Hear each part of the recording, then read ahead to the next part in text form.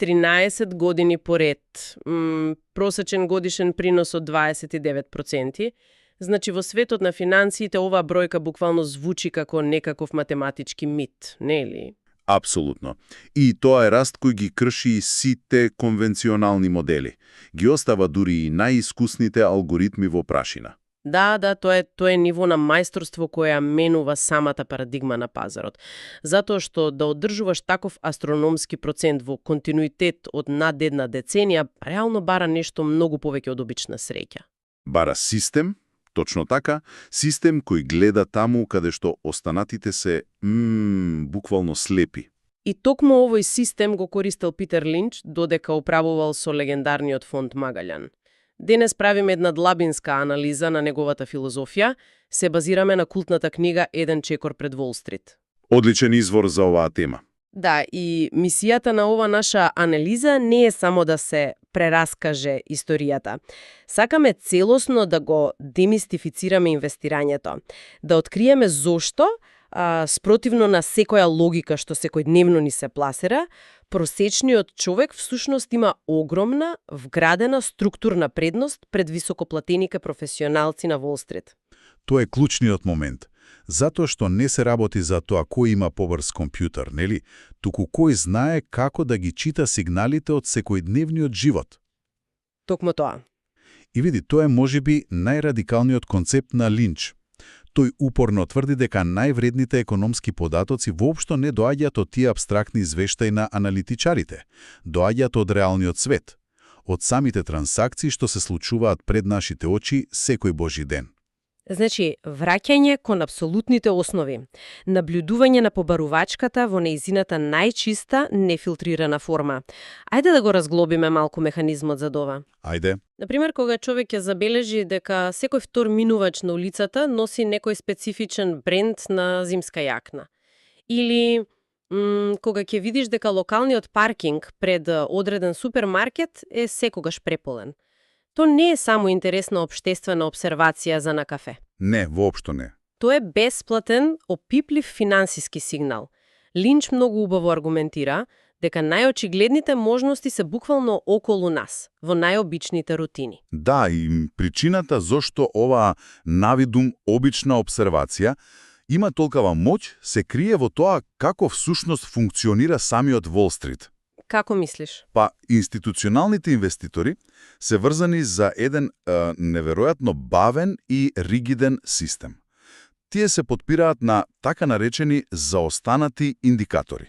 Значи, ги чекаат официјалните квартални финансиски извештаи за да видат дали продажбата на тие зимски јакни пораснала. Чекај, значи тие додека да видат... Точно.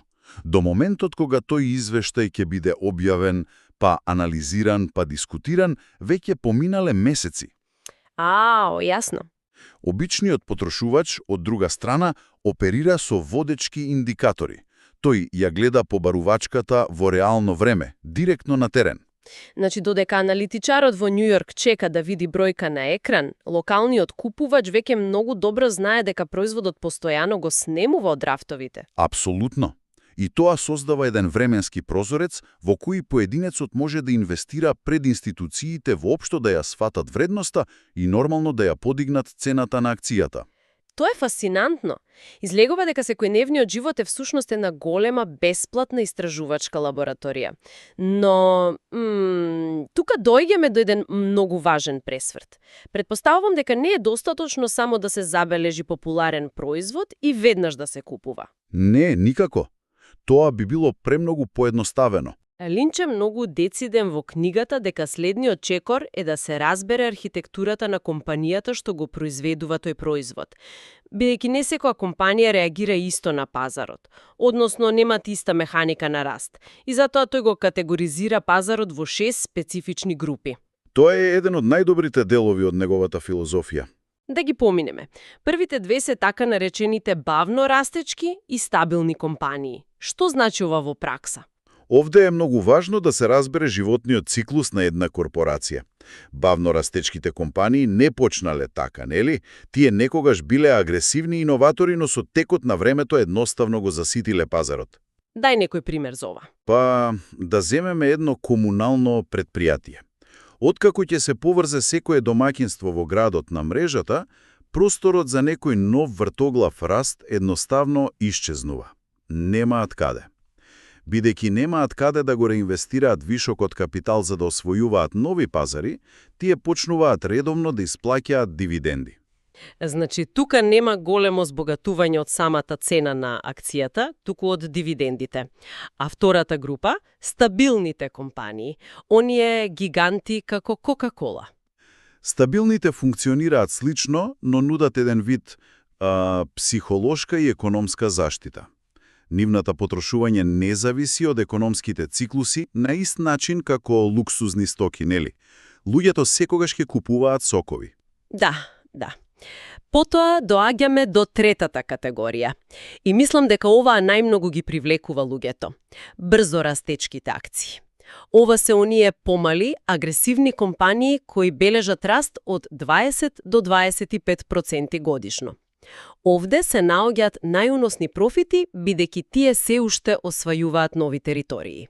Токму тука е најголемиот потенцијал за тој астрономски раст што го спомнавме на почетокот. Но, чекај малку, да застанеме тука. Ако ја погледнеме математиката, зошто воопшто некој би блокирал капитал во тие здодевни комунални предпријатија или стабилни гиганти, кога растот таму е минимален? Сакам да кажам, ако брзо растечките носат 25%, зошто едноставно да не се преземе тој ризик и буквално целото портфолио да се насочи кон експлозивен профит? Па види, тоа е логично прашање, но одговорот лежи во управувањето со ризикот. Затоа што портфолиото не е само математичка формула за максимизирање на профитот во идеални услови. Тоа е систем кој мора да преживее и во неидеални услови. Најдобрата аналогија тука е да се замисли инвестиционското портфолио како едно возило. Брзо растечките компании, тие се моторот со огромна коњска сила. Тие го туркаат возилото напред со огромна брзина, кога патот е рамен. Но патот никогаш не е целосно рамен. Токму тоа е проблемот. Економијата никогаш не е само рамен пат, таа е полна со дупки, рецесии, кризи. Стабилните компании се всушност амортизерите на тоа возило. Кога пазарот ќе удри во некоја макроекономска дупка, високоризични технолошки акции можат да изгубат и до половина од својата вредност преку ноќ поради намалената ликвидност. Значи моторот може да се прегрее или да откаже. Да. И ако немаш амортизери, возилото едноставно ќе се распадне.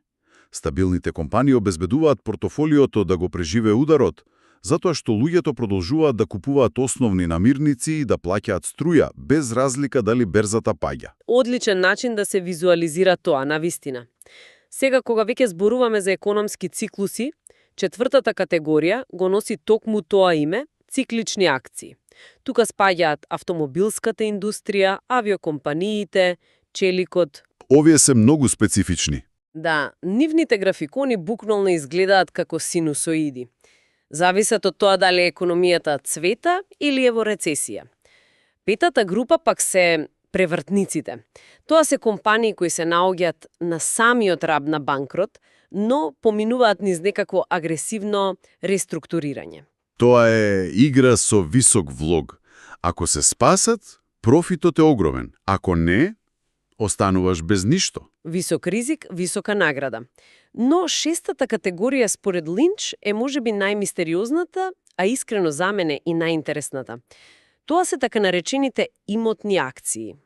Како точно функционира оваа категорија? Што ги прави толку посебни? Ова е местото каде што длабокото разбирање на сметководствени механизми дава огромна предност. Значи, да замислиме една компанија која произведува некој просечен, не многу профитабилен производ. Добро. Но таа иста компанија поседува огромни парцели земјиште во самиот центар на некоја метропола, купени уште во 70-тите години. Аха, разбирам каде оди ова. Според конзервативните сметководствени стандарди, тоа земјиште се уште е заведено по набавната цена од пред половина век во нивните биланси. Што е смешно мала сума за денешни услови? Буквално смешна. И сега, компјутерските алгоритми на Wall Street, кои честопати само површно ги скенираат извештаите барајки тековна профитабилност, Ја класифицираат оваа компанија како безвредна. Затоа што производот им е слаб. Да, алгоритмот воопшто не ја гледа таа скриена вредност, но поединецот кој, да речеме, живее во тој град и разбира колку вреди тој недвижен имот денес на пазарот, знае дека само земјиштето вреди 10 пати повеќе од целата пазарна капитализација на компанијата. Леле, значи купуваш акција во компанијата само за да го добиеш тој имот со огромен попуст. Значи, алгоритмите се всушност слепи за контекстот. Целосно слепи. Тоа е жива човечка обсервација, наспроти машински код. И ова не води директно до ултимативната цел на оваа философија. Ловот по така наречените тенбагери. Тоа е термин кој Линч го популаризира, а означува акции кои носат 10-кратен профит. Светиот грал на инвестирањето. Буквално. Но она што е тотално контраинтуитивно овде е каде тој сугерира да се бараат овие акции. Значи, логиката вели дека 10-кратен профит треба да бараме во следната голема технолошка револуција, нели, во вештачката интелигенција, во некои летачки автомобили. Наместо тоа, Линч вели, барајте ги во најздодевните можни индустрии. Да.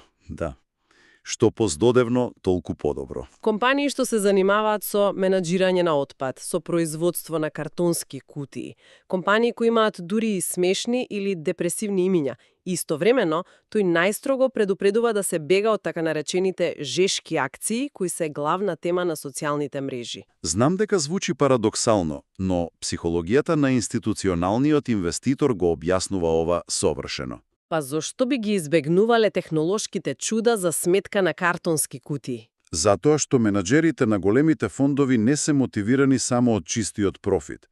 Тие се силно мотивирани од престиж и од заштита на сопствената репутација во друштвото. Замисли си, ниту еден менаџер на фонд на Уол Стрит не сака да организира вечера или состанок со своите мултимилионерски клиенти и да им објаснува дека нивните пари се инвестирани во локална компанија за рециклирање на токсичен отпад со некое комично име. Па да, не звучи воопшто гламурозно. Не звучи. Тие сакат да кажат дека инвестирале во најновата биотехнолошка компанија за која сите зборуваат во медиумите. И ова обсесија со престиж создава еден масивен притисак и вештачки ги пумпа цените на тие жешки акции далеку над нивната реална вредност. Значи, во тие високи цени се веќе вкалкулирани апсолутно совршени очекувања. Токму ака, совршенството е вкалкулирано. И што се случува кога таа иста компанија ќе објави квартален раст кој е, да речеме, само 1% помал од тие совршени очекувања? Предпоставувам, илузијата се крши. Се крши. И цената колабира драстично. Од друга страна, овие здодевните компании се целосно игнорирани. Тие тивко и исклучително ефикасно си ја зголемуваат добивката, надвор од радарот на Уол Стрит. Бидејќи никој не ги следи, нивните акции се екстремно ефтини. Тоа е тој совршен екосистем за експлозивен 10-кратен профит кога пазарот конечно ќе биде принуден да ја признае нивната континуирана заработка. Значи, престижот е всушност данок што професионалците го плаќаат, а здодевноста е попуст кој обичниот поединец го добива. Прекрасно кажано. Но дури кога ќе се најде таа совршена здодевна компанија која бележи тивок раст, процесот не е завршен, нели? Далеко од завршен. Мора да се проверат бројките. Токму тоа. Линч нагласува дека убавата приказна мора да биде подкрепена со конкретни бројки. Тој предлага една финална проверка преку 3 клучни метрики пред воопшто да се купи нешто. Првата е П соодносот, односно сооднос цена наспроти добивка. Ова е многу битен чекор. Но наместо само да се гледа дали тој број е висок или низок во некаков вакуум, како овој индикатор всушност треба да се чита во контекст на растот, затоа што многумина грешат тука. Ова е клучна дистинкција. Многу луѓе мислат дека низок П сооднос автоматски значи добра инвестиција, дека купуваат ефтино. Но Линч го поврзува овој сооднос директно со стапката на раст на самата компанија. Механизмот е едноставен на хартија. П соодносот треба да биде приближно еднаков на годишната стапка на раст. Значи бараме баланс помеѓу двете бројки? Да, еве пример. Ако една компанија има PE од 20, Тоа може да изгледа прилично скапо на прв поглед, но ако таа иста компанија ги зголемува своите профити за 20% секоја година, тогаш цената е всушност сосема фер. Може би дури и под ценета. Но ако пак PE соодносот е 30, а растот е само 5% годишно, тогаш инвеститорот плаќа огромна премија за нешто што реално не се развива. Значи соодносот има смисла само кога ќе се стави во релација со брзината на движење на компанијата. Одлично. Вториот фактор во таа финална проверка е долгот на компанијата. И овде предпоставувам се враќаме на онаа аналогија со автомобилот од претходно. Апсолутно. Долгот очигледно е најголемиот ризик кога компанијата ќе влезе во рецесиска дупка. Бидејќи каматите може да се плаќаат без разлика дали продажбата ти паѓа. Точно. Ако долгот е преголем, каматите ќе изедат компанијата пред економијата да се опорави. Разбирливо. Но третиот параметар е оној што навистина го менува начинот на кој размислуваме. Тоа е институционалната собственост. Линч тврди дека ако ниту еден голем инвестициски фонд не ја поседува акцијата, тоа е феноменален знак за нас. И иронијата тука е брилјантна. Многу луѓе се збунети од ова. Па да, во секојдневниот живот луѓето постојано бараат валидација од експерти. Кога човек оди на лекар, сака диагноза од врвен специјалист. Ако купува кола, прашува автомеханичар. Но тука, отсуството на експертите е најдобрата можна вест. Која е таа структурна причина за оваа појава? Види, ова е можеби најголемата структурна предност на индивидуалниот инвеститор. И на крајот на денот се сведува на чиста математика и ликвидност. Математика? Да. Да замислиме еден масивен инвестициски фонд кој управува со, да речеме, 10 милиарди долари. Огромна сума. За една нова инвестиција воопшто да има некакво, макар и минимално позитивно влијание врз вкупниот перформанс на тој фонд, тие мора да вложат барем 1% од нивниот капитал. Тоа се 100 милиони долари. Добро, ги следам бројките. Сега, ако тие најдат некоја брилјантна, но здодевна компанија на самиот почеток од нејзиниот развој, чија вкупна пазарна вредност е само 50 милиони долари вкупно, фондот е во стапица на ликвидност. За да ја постигнат својата квота од 100 милиони, тие би морале да ја купат целата компанија два пати, што е физички неможно. Да, значи тие се преголеми за да влезат низ таа мала врат. Токво така. Дури ако сакаат да купат само 10% од компанијата, самиот нивен обик да купат толку многу акции одеднаш би лансирала цената до небо пред воопшто да завршат со купувањето. Сите ќе видат дека некој голем купува. Што значи дека големите фондови структурно, поради нивната големина, не можат да инвестираат во најдобрите мали компании на почетокот. Тие мора да чекаат компанијата да порасне и да стане вредна милиарди пред воопшто да можат да влезат. И ова остава еден огромен простор, еден прозорец, каде што обичниот поединец може да ја купи акцијата дока е мала и ефтина и мирно да чека. Да чека фондовите да почнат агресивно да ја купуваат години подоцна, што всушност го генерира тој 10-кратен профит. Ау, ова целосно го менува пејзажот. Тоа значи дека системот не е нужно наместен против поединецот. Напротив, големината на Wall Street е всушност неговата најголема слабост. И тука се враќаме на главната премиса од почетокот на оваа наша анализа. Да ги сумираме работите. Значи да се најде здрава компанија со одличен производ, кој луѓето секојдневно го бараат, потоа да се провери дали растот е во согласност со нејзината цена преку PE соодносот, да се осигураме дека не е оптоварена со долг за да преживее рецесија. И на крај да се инвестира пред масивните фондови воопшто да имаат математичка можност да се вклучат во играта. Значи, не се работи за абстрактни бројки кои трепкаат на екранот. Зборуваме за сопственички удел во жив механизам кој создава реална вредност. Токму затоа, финансиската писменост не изискува докторати по економија. Не изискува. Изискува само свесност. Отварање на очите за светот на трансакциите во кои сите ние веќе активно и секојдневно учествуваме. Разбирањето на механизмите како една компанија расте, како сметководството крие вредност и зошто големите играчи се ограничени, му дава на наблюдувачот моќ да донесе одлуки базирани на структурна реалност. Наместо на медиумска хиперинфлација на трендови. Апсолутно. Значи, локалниот трговски центар не е само место за трошење пари. Тоа е всушност жива истражувачка станица.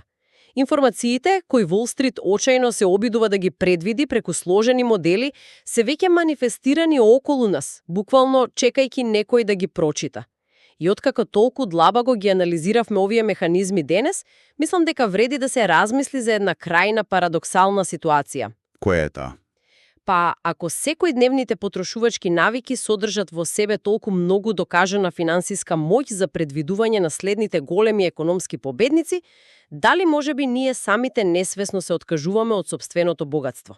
Интересен агол. Како го мислиш тоа? Мислам на фактот дека мнозинството луѓе се задоволуваат исклучиво со улогата на лојални купувачи на производите. Наместо да направат еден чекор напред и да станат сопственици на самите системи кои без друго секојдневно ги финансираат со своите пари. Ова е прашање кое дефинитивно секој од нас треба да си го постави следниот пат кога ќе застане пред касата во супермаркет.